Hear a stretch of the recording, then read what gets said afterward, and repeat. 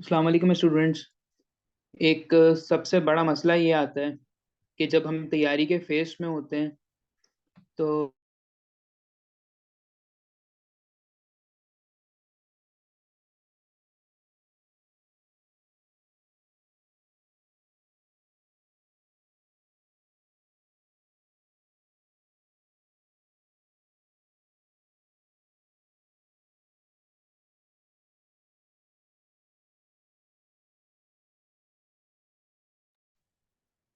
जी बेटा, ये जो कंपलसरी सब्जेक्ट्स होते हैं इसके अंदर सबसे बड़ा मसला ये आता है कि एक तो इसकी सोर्सेज बहुत ज्यादा, फिर दूसरा ये कि बताने वाले बहुत हैं आपको कि कैसे करना है क्या करना है। अब मैं आपको इसका तरीका बताता हूँ। सबसे पहले तो हर सब्जेक्ट का सिलेबस आपके पास होना चाहिए और उसके बाद आप खुद एनालिसिस करोगे बेटा। मुझसे नहीं मांगो, किसी से नहीं मांगो। आप ओपन करो 2016 2023 स्पेशल तक के पेपर। उसके बाद आप सिर्फ ये देखो कि एग्जामिनर ने कितना कहाँ से क्या पूछा है, कितना कहाँ से और क्या पूछा है। ठीक है। अब जैसे ये वाला जो पार्ट है, this is the ideology of Pakistan, ये कहता हूं इस पार्ट के बगैर भी पाक अफेयर हो जाएगा। आई हैव सीन पीपल कि वो इसका रट्टा लगा रहे होते हैं कि जी शाह वलीउल्लाह याद कर लिया, शेख अहमद सिरंदी कर रहे होते हैं, अलीगढ़ रिफॉर्म्स कर रहे होते हैं। इसका अगर सवाल आता भी है तो कोई एक होता है। ठीक है। और एग्जामिनर के टिल्ट आप देखें तो वो करंट अफेयर्स के साथ इसको लिंक करता है। तो बेटा जरूरी नहीं है कि आप ये वाला पार्ट करो, तो आप इसको स्किप कर दो। ठीक है। Number two, land people geography society natural resources agriculture, इसको जनरल रीड करो क्योंकि एजुकेशन पे कोई सवाल नहीं आया और ना पाक अफेयर में आएगा। तो आप क्या करो, सिंपली सिंपली इनको ना पढ़ लो। जस्ट पढ़ो और नोट डाउन करना है तो करो। विच मीन्स कि ये वाला भी पार्ट आपका कोई इंटीग्रल पार्ट नहीं है कि बहुत जरूरी है, ये नहीं किया तो पेपर फंस जाएगा मेरा। नहीं बेटा, ऐसा कुछ भी नहीं है। ठीक है। अच्छा, अब ये जो थर्ड इन्होंने दिया हुआ है सिलेबस में, that is Pakistan and changing regional apparatus। बेटा ये जो टॉपिक है प्लस फिफ्थ टॉपिक जो है आपका, ठीक है, इसी तरीके से एट आपका, नाइन्थ और ये 11, आपको लग रहा होगा कि ये डिफरेंट डिफरेंट टॉपिक्स हैं। हालांकि ये सब एक ही चीज है। राइट। जो पाक अफेयर का जो सिलेबस है, आपको लगता है जी बड़ा मुश्किल है, 10 किताबें चाहिए, बेटा ये सेम टॉपिक है। ठीक है। ये सब कुछ क्या है, ये फॉरेन पॉलिसी ऑफ पाकिस्तान। अब कोई कैंडिडेट अगर घर में तैयारी कर रहा है तो वो क्या करेगा जी, इसको टिक लगा के पढ़ा, फिर इसको पढ़ा किसी। हालांकि ये सारे टॉपिक एक ही हैं। ठीक है। सो ये एक फर्क होता है कि आपको पता होना चाहिए कि कौन कौन सी चीजें हमें कब करनी है।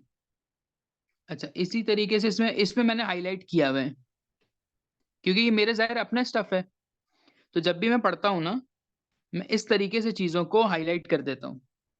ठीक है। इस तरह से हाईलाइट करने का फायदा ये होता है कि मुझे पता चल जाता है कि एग्जामिनर का टिल्ट इन एरियाज पे। ये देखें 2023 में नहीं आया लेकिन ये 24 में आ सकता है। ठीक है। ये पैलेस्टाइन इशू आपका, इसी तरीके से पॉलिटिकल एवोल्यूशन सिंस 1971, अब जो है इसके चांस हो सकते हैं। उसका रीजन क्या है, इलेक्शंस। ठीक।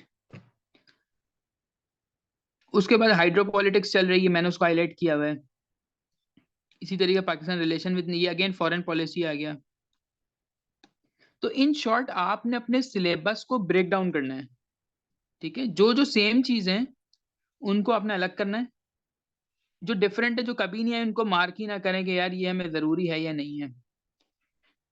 अब जैसे यहाँ पे टॉपिक दिया हुआ है ये आपका जो टॉपिक दिया हुआ है, proxy wars, role of external elements. तो बेटा रोल ऑफ एक्सटर्नल एलिमेंट्स यहां से कनेक्ट करो, एथनिक इश्यूज, नेशनल इंटीग्रेशन, और इसको साथ पढ़ना है। तो जब मैं पढ़ाता हूं तो मैं ये बताता हूँ कि कौन से टॉपिक्स हैं, जैसे 1 2 3, और हम वो आज ये 3 टॉपिक कवर करेंगे। लेकिन जब तुम घर में तैयारी करने बैठोगे, तुम बुक खोलोगे, तुम पहले अलग ये तैयार करोगे, फिर दूसरी इंफॉर्मेशन। इससे होगा सिर्फ ये कि टाइम कंज्यूम होगा। ठीक है, ये टाइम कंज्यूमिंग होता है। तो इसमें सबसे पहले का जो चीज मैंने आपको बताई है वो क्या है, कि सिलेबस ब्रेकडाउन। कि आपने पाक अफेयर का सिलेबस ब्रेक डाउन करना है, कि कौन सी चीजें मुझे पाक अफेयर में करनी है, कौन सी चीजें मैंने नहीं करनी। अच्छा जी, ये तो हो गया आपका पाक अफेयर का सिलेबस डिस्कस किया। इस तरह से जो बच्चे लैपटॉप पे बना सकते हैं वो लैपटॉप पे बना लें। जिन बच्चों के पास लैपटॉप नहीं है वो रजिस्टर में लिख लें। जैसे क्योंकि मैंने ये 21 के टाइम पे एक फाइल बनाई थी, ये मैंने 21 के लिए खोला इसको, ठीक है। इसी तरीके से आप जो है अपने पास इस तरह डिटेल्ड में नोट्स बनाओगे। ये मेरे पूरे कंप्लीट नोट्स बने हुए पाक अफेयर्स के ना, हर टॉपिक मिल जाएगा आपको, but not in like discipline form में नहीं है ये जहां से जो डेटा मिलता था मुझे, जो मैं पढ़ता था वो मैं इसको ऐड कर देता था की पॉइंट्स की शक्ल के अंदर। पहली चीज तो आपने जो है वो इन चीजों के ऊपर भी काम करना है कि जी अपने नोट्स बनाने। अब एक मामला ये कि पाक अफेयर्स का जो पेपर है वो अक्सर औकात जो है वो हिट हो जाता है। इसका जरा देखते हैं कि इसका जी मसला क्या है। इस पेपर का मसला कोई नहीं है, इसका मसला सिर्फ एक बनता है कि सीएसएस के अंदर इस पेपर का जो ड्यूरेशन है ना, वो कम से कम चौथे या कभी कभी 5वें नंबर पे पेपर होता है ये। ठीक है, चौथे और 5वें पे होने का नुकसान ये है कि पहले दिन हो गया ऐसे का पेपर और साथ हो गया प्रेसी का पेपर। ठीक है, अभी तुम इस पेपर से बाहर निकले ही नहीं हो कि यार मेरा हुआ क्या, मैं पास होऊंगा नहीं होऊंगा। अगले दिन फिर 2 पेपर, और फिर उसमें से एक अगर पाकिस्तान अफेयर्स का पेपर है, तब तुम्हें लग पता जाएगा कि तुम रिवीजन ही नहीं कर पाओगे। ठीक है, तुम्हारे पास रिवीजन का टाइम ही नहीं बचता है। इस वजह से भी इस पेपर में बच्चों को मार पड़ती है। किसी साल ये आपको बहुत अच्छा स्कोर देगा, लेकिन किसी साल इतना गंदा स्कोर देगा कि इस सब्जेक्ट में आप 7 भी ले रहे होगे, 10 भी लोगे, और 17 नंबर भी होंगे आपके, इररिस्पेक्टिव कि आपकी कितनी अच्छी तैयारी है। अभी दिसंबर का जो जहांगीर वर्ल्ड टाइम आया है, तो उसमें एक कैंडिडेट है, उनकी डीएमसी शेयर की हुई है, सारे सब्जेक्ट्स में उसके 80% मार्क्स थे, पाक अफेयर में उसके 17 नंबर है। ठीक है, सो ऐसा होता है कि बेटा अगर हिट होना होगा पेपर तो वो हो जाएगा, लेकिन हमने अपनी प्रिपरेशन पूरी रखनी है इसमें। सबसे बड़ा मसला आता है कि सर रिसोर्सेज बता दें इसकी। जो बच्चे खुद तैयारी कर रहे होते घर पे बैठ के, उन्हें सबसे बड़ा मसला आता है रिसोर्सेज का। और वो क्यों आता है? क्योंकि वो एक बंदे से मशवरा नहीं करते, वो 10 लोगों की बात सुनते हैं।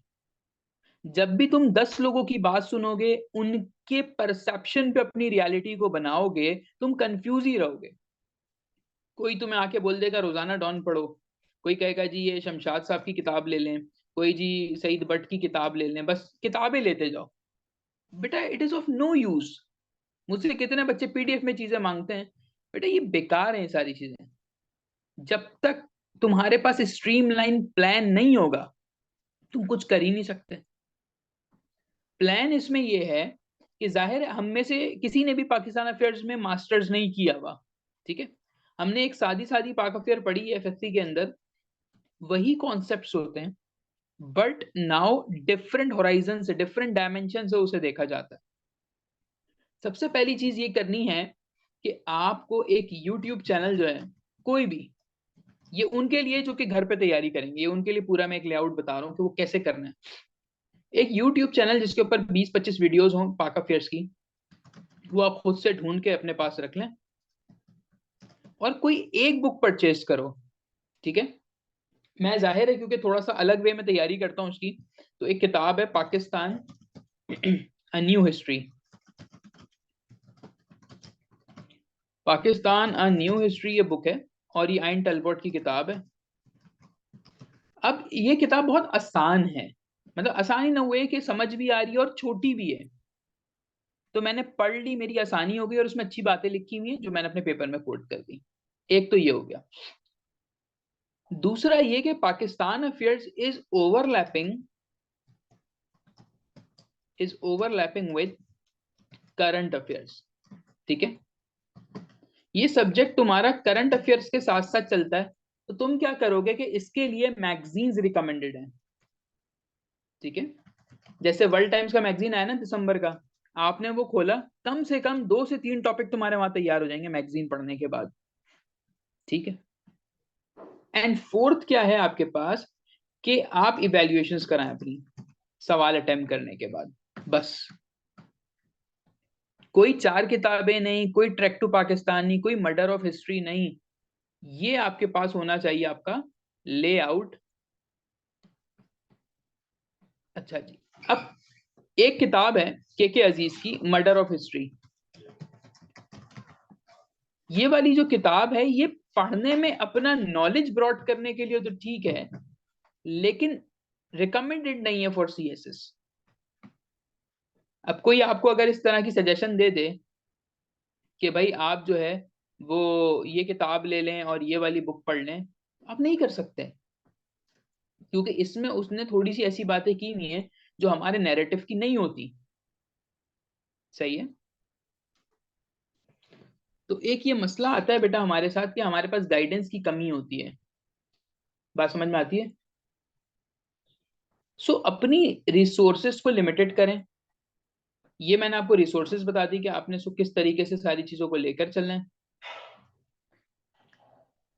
अब पाक अफेयर्स के जो टॉपिक है वो आप खुद से निकाल सकते हो, आपको किसी टीचर की रिक्वायरमेंट नहीं है। मसला ये होता है ना कि कुछ जगहों पे आप बहुत जानबूझ के बेबस बन जाते हो कि नहीं हमें तो कुछ पता ही नहीं है क्या आ सकता है। यार आपको नहीं पता कि अभी पाकिस्तान में क्या चल रहा है? आपको नहीं पता कि जी इकोनॉमी पे एक सवाल लाजमी आता है, तो मैं इकोनॉमी तैयार कर लूं? क्या आपको इस बारे में कोई इल्म नहीं है कि जी फॉरेन पॉलिसी तो इंपॉर्टेंट है, ये तो आएगी आएगी? मैं पाकिस्तान के सोशल इश्यूज क्यों नहीं तैयार कर रहा? मुझे लाजमी करने चाहिए। ठीक है, मैं जो है पाकिस्तान का लिंक क्लाइमेट चेंज से क्यों नहीं कर रहा, ग्लोबल वार्मिंग क्यों तैयार नहीं कर रहा? पाकिस्तान में अभी इलेक्शंस होंगे, वो टॉपिक है आपके पास। जेंडर हर साल किसी ना किसी शक्ल में आता है, तो so on and so fourth, ये एक नॉर्मल कैंडिडेट बना सकता है। बट बेटा आप लोगों ने क्या किया इसको माजरत के साथ कि आपने ये इन चीजों में शो किया जी हमें पता ही नहीं है।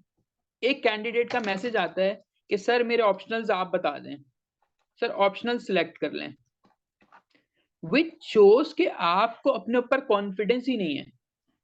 अब आपके ऑप्शनल्स भी मैं बताऊं, भाई नोट्स भी मैं बताऊं, पढ़ाऊं भी मैं, सारे काम मैं करूं, तो फिर जाहिर है ये अकेडमीज जो हैं या इंडिविजुअल टीचर हैं, ये समझ गए कि बच्चे जो हैं उनमें कॉन्फिडेंस नहीं है, तो उन्होंने फिर आपको बना दिया लकीर का फकीर। ठीक है, जो ऐसे मैं कहूंगा वही करना है, जैसे प्रेसी का स्टाइल मेरा है बेटा वही करना है। खुद से बच्चे सोचते ही नहीं है जर्नी में आके कि मैं आपको आज इस्लामिक की क्लास होगी ना, मैं आपको दिखाता हूँ कि जी इस्लामिक के पेपर में आप क्या क्या लिख सकते हैं और क्या क्या नहीं लिख सकते। ठीक है, तो अगर आप सारी चीजें मुझसे ही पूछ के कर रहे हो तो फिर आप किस बात की किस जर्नी में आ रहे हो? आपको भाई सीएसपी बनना है, आपने न्यूज में आना है, आपने बड़े बड़े फैसले करने हैं अपने इलाकों के, बट आप इतने कैपेबल ही नहीं हो कि आपके ऑप्शंस भी मैं बताऊं, तो फिर आपके पास तो कुछ भी नहीं है, आप सिर्फ टाइम पास कर रहे हो, आप वो सिर्फ सोसाइटी में स्टेटस लेने के लिए बैठे हुए हो कि जी नाम लग जाएगा कि बच्चा सीएसएस की तैयारी कर रहा है, वैसे बच्चा बेरोजगार है। तो ये बेटा चीजें समझो इसको, खुद से भी थोड़ा सा बंदा करता है इन सारी चीजों को। हाँ जाहिर है, जहाँ टीचर की रिक्वायरमेंट होती है, अब टीचर की रिक्वायरमेंट कहाँ होती है? सिर्फ एक जगह पे टीचर की रिक्वायरमेंट होती है कि सर एक सवाल आया हुआ है, ठीक है, कि इकोनॉमिक प्रॉब्लम्स ऑफ पाकिस्तान,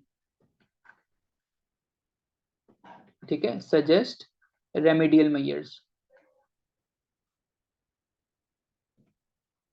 ठीक है, सजेस्ट रेमेडियल मेजर्स, इस तरह का एक टॉपिक आया हुआ। अब आप बोलो कि सर मैंने देखें इकोनॉमी प्रॉब्लम्स पढ़ लिया है, मुझे रेमेडीज भी पता है, सर ये लिखेंगे कैसे ये बता दें, और जब मैं लिखूंगा तो उसको अलग कैसे करूं।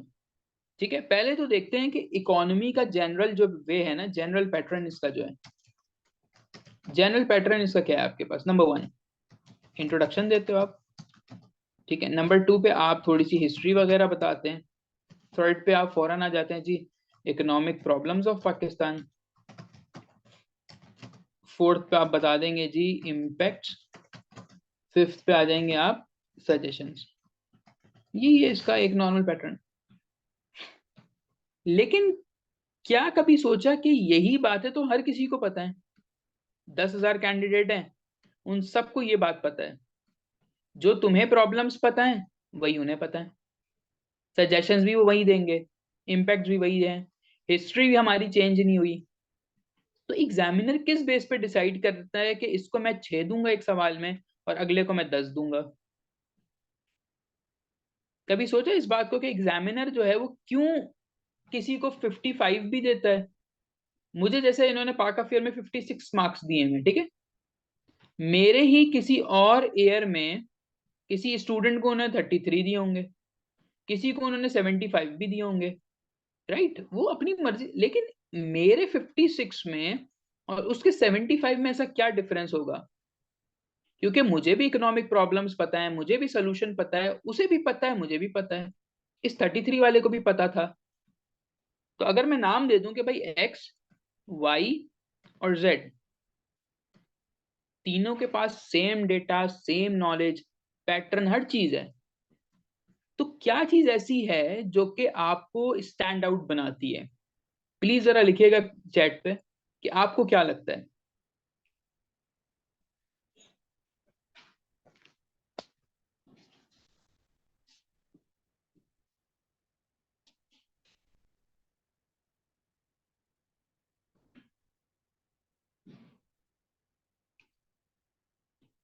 आर्गुमेंटेशन तो मेन बात हो गई ना आपकी, मेन आपके पॉइंट्स हो गए।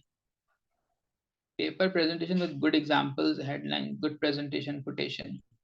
अच्छा, व्हाट आई थिंक, और मैंने एक जगह से वैल्यूएशंस कराई थी, उन्होंने मुझे एक सवाल में ना 12 नंबर दिए थे।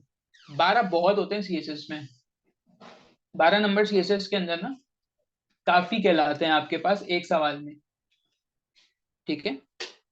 अब जब मैं उस चीज को देखता हूँ कि जी मुझे एक सवाल में 6 देते हैं वो, एक में 9 देते हैं, एक में 12 देते हैं, तो वो क्या चीज देखते हैं, वो देखते हैं रेलिवेंसी, ठीक है। मैंने जवाब रेलिवेंट कितना दिया, सही है।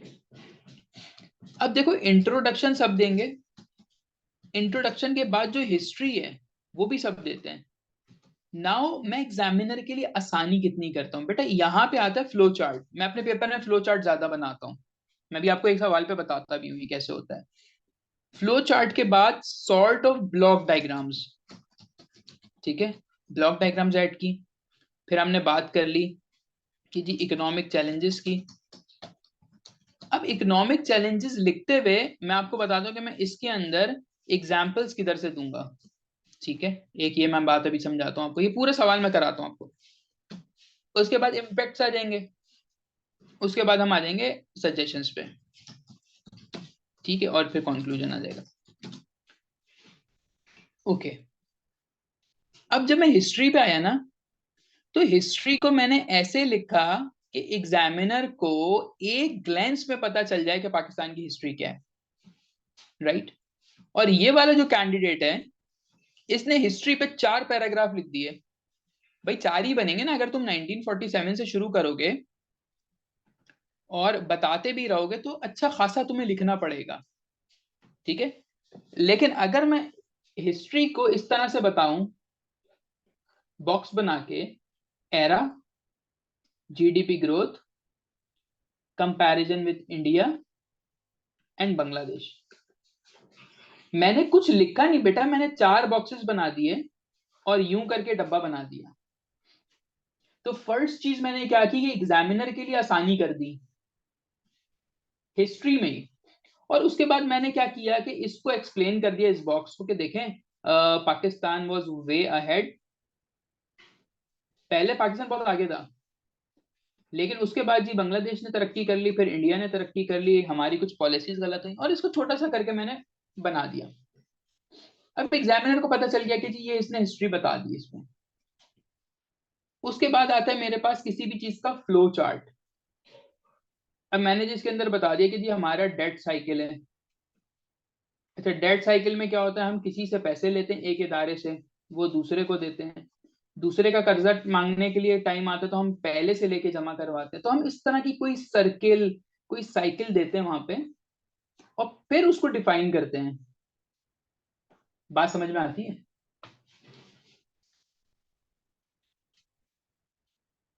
यानी मैंने अपने पेपर में एक ये टेबल दे दिया, एक फ्लो चार्ट दे दी, और बाकी मैं सब कुछ वैसे ही लिख रहा हूं जैसे वो नॉर्मल कैंडिडेट लिख रहा है। बोले बेटा समझ में आ रहा है?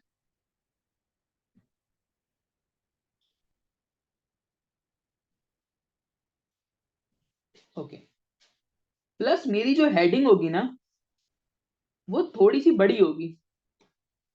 मेरी जो हेडिंग आएगी वो ये आएगी कि जी प्रॉब्लम्स ऑफ पाकिस्तान। ठीक है। अब प्रॉब्लम्स ऑफ पाकिस्तान की हेडिंग है ना, तो इसके अंदर मैंने एक फ्लो चार्ट बना दी सिर्फ प्रॉब्लम्स लिख के। ठीक है। अब क्या होगा कि जी मैं दूसरी हेडिंग डालूंगा, economic problems, economic problems of Pakistan and Achilles heels for Pakistan. या रेमेडियल मेजर्स में लिखूंगा it is a Herculean task. मतलब मेरी हेडिंग जो है वही डिफाइन कर रही होगी कि मैं लिखने क्या वाला हूं इसके अंदर। ठीक है। फिर हम चैलेंजेस पे आएंगे। इकोनॉमिक चैलेंजेस मोर और लेस सेम होते हैं, और ये डेटा भी आपको एक ही जैसा मिलेगा कि जी पाकिस्तान के इस टाइम पे इकोनॉमिक चैलेंजेस क्या हैं, क्या चीजें हैं। तो ये तो आपने हेडिंग लगा के करना है इसमें।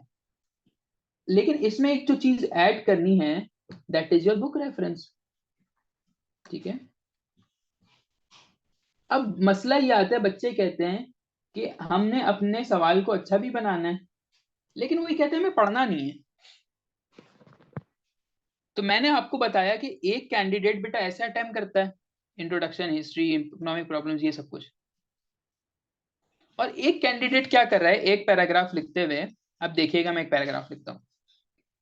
Pakistan economic issue,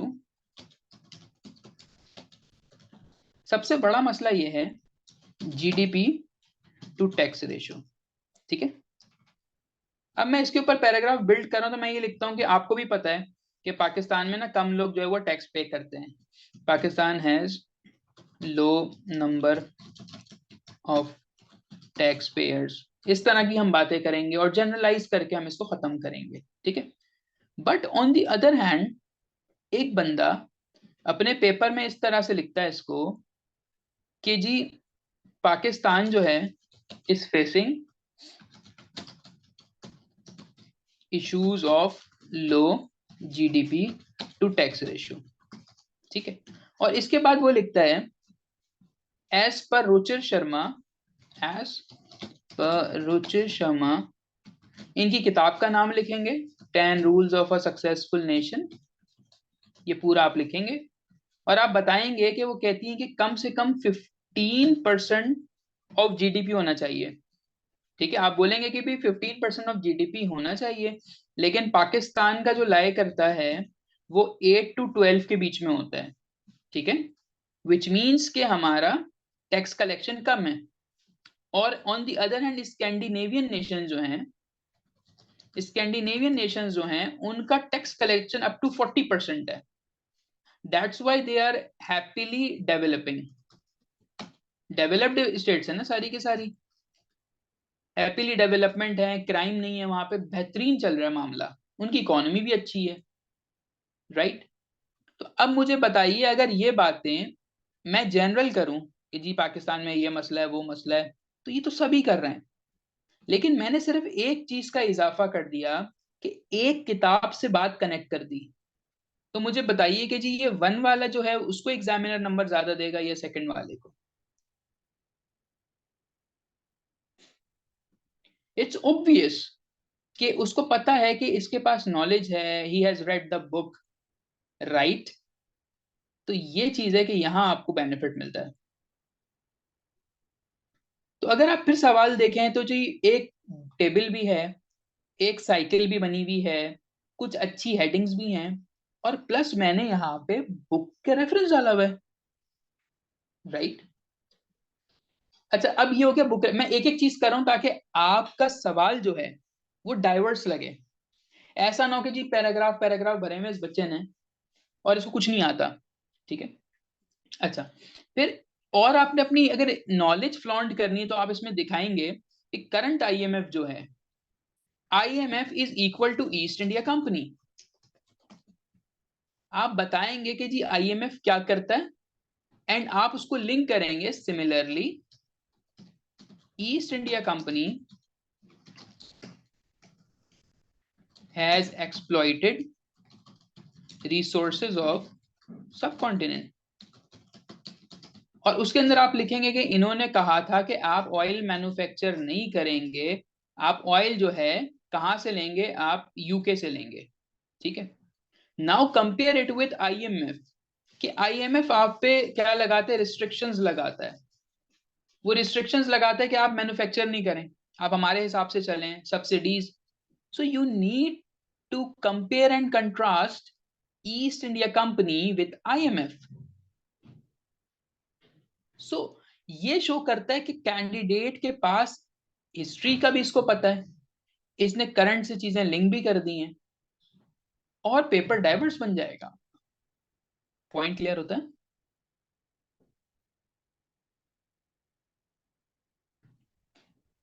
okay, good. और फिर हम फाइनली बात करेंगे इस पे सजेशंस की। When I talk about suggestions, बहुत बेतुके सजेशंस आते हैं, इंतहाई बेतुके सजेशंस आपको मिलते हैं। जब मैं बच्चों की एवेल्यूशंस करता हूँ, वाटर क्राइसिस का करो तो सर जी न्यू डैम, ठीक है, डायरेक्टली एक आता है। क्राइम की बात करते हैं, सर सीसीटीवी लगा देते हैं, ठीक है, एक नया ऑर्गेनाइजेशन बना दें। बेटा ये सजेशन जो है ना, ये बेकार सजेशन है। वो तुम्हें बीपीएस 17 की नौकरी दे रहा है यार, तुम एडमिनिस्ट्रेटिव पोजीशन पे बैठ के तुम ये बोलोगे कि यार आप नया डैम बना दें, विच मीन्स तुम्हें नॉलेज ही नहीं है, तुम्हें पता ही नहीं है कुछ भी। सो आपकी सजेशंस जो होंगी वो एज पर द रिसोर्सेज होंगी, ठीक है। अब बेटा कोई भी टॉपिक आ जाए, उसमें रिसर्च एंड डेवलपमेंट जरूरी है, ठीक है। रिसर्च एंड डेवलपमेंट के बगैर तो कोई कंप्लीट ही नहीं। तो आप इसमें सिंपल बताएं कि Pakistan need to invest on its research and development. The current investment is 0.77% of GDP, which is almost negligible, ठीक है। we need to invest on it, ठीक है। इसी तरीके से आप कोई और अगर एजुकेशन की मिसाल देनी है ना आपने, कि जी पाकिस्तान को एजुकेशन बेहतर करनी चाहिए, रेमेडियल मेजर्स हैं, ठीक है। तो एजुकेशन कैसे बेहतर करेंगे आप, उसमें आप ये लिखें कि जी बांग्लादेश की एग्जाम्पल लें आप, कि बांग्लादेश में कैसे जेंडर इक्वालिटी हुई, कैसे उन्होंने तालीम दी, और हम अपने मुल्क में क्या कर सकते हैं, ठीक है। ये याद रखना कि आप इसका कंपैरिजन यूएसए और चाइना से कराने के बजाय आप बांग्लादेश इंडिया से ज्यादा कराओ। एक तो डेमोक्रेटिक कंट्रीज, दूसरा आपके इर्द गिर्द मौजूद है। आप इसका रवांडा या फिनलैंड से अगर आप जाके कंपैरिजन करवाते हैं ना, तो वो भी थोड़ा वेग होता है।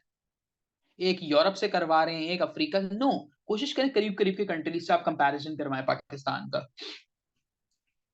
ठीक हो गया। तो एक एजुकेशन का मामला आता है।